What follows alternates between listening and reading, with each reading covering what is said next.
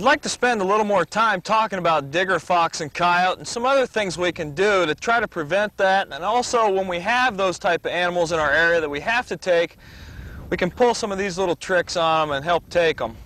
This first method was passed on to me by a fellow trapper from Maryland. His name's Doug Stover. He told me that he takes a piece of sandpaper and actually cements it to the pan of his trap.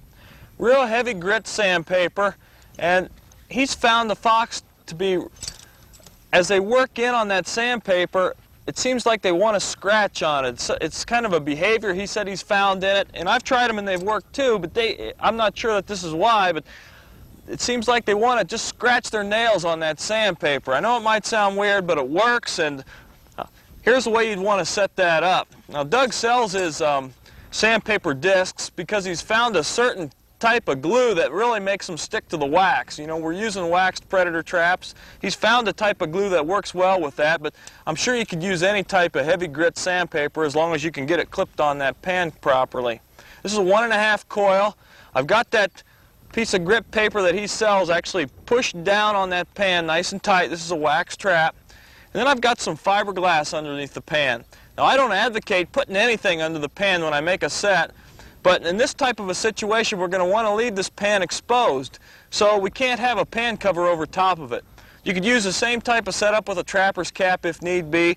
This is another way to do it here with some fiberglass under the pan. You want to come into your location where you've got your digger animal. You want to get your trap set down here. I'm not going to stake this one, but you'd have her staked in just like we do the stake at 6 o'clock on this loose jaw.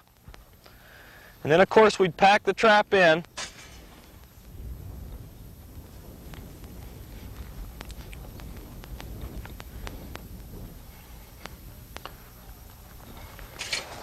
Get a little bit of dirt for over top.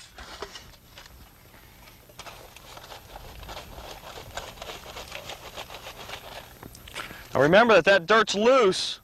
We need to find the grit of that sandpaper again. You'll notice that that dirt kind of meshes with that grit, and it really isn't that obvious. It's not as obvious as you might think. And then pack that dirt inside the jaws over top.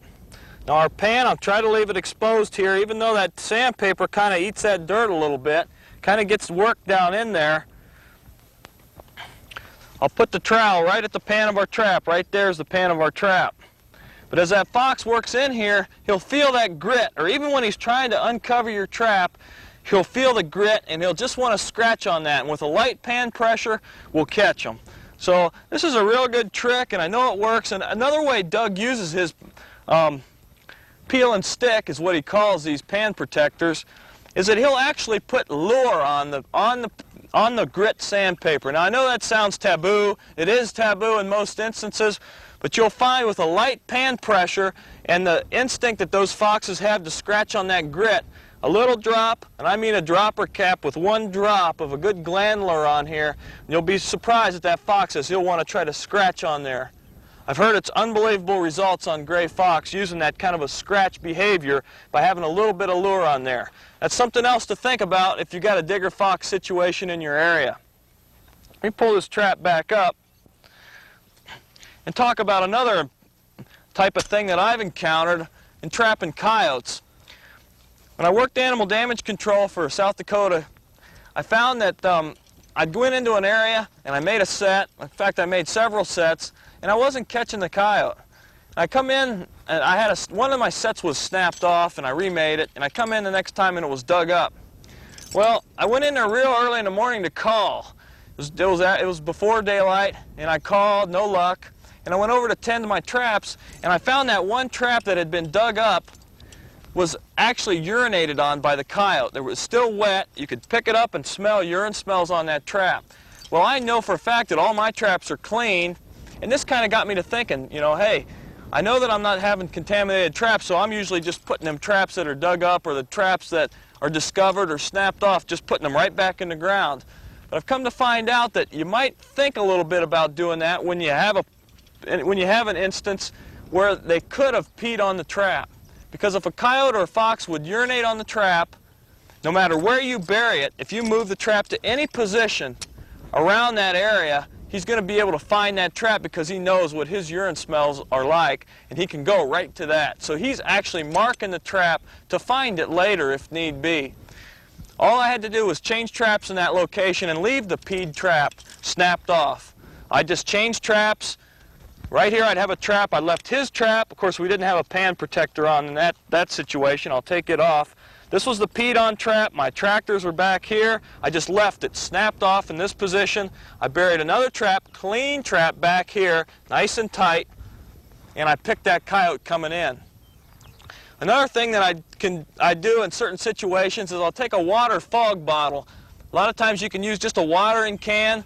When you get your set already made, all the way done, you can age that set by just pouring ever so slight amount of water over the top of that set.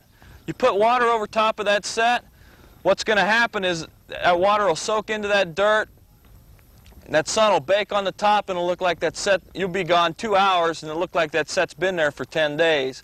It's really a good trick to use to make your sets age quicker. Now you won't want to do that in the really late fall or winter conditions where you might be pouring water on a set that'll freeze later, but in early fall or digger situations, again, we're talking about tricky fox and coyote trapping. Those are some ruses you can use, addition to what we talked about earlier, to help you catch those sly critters.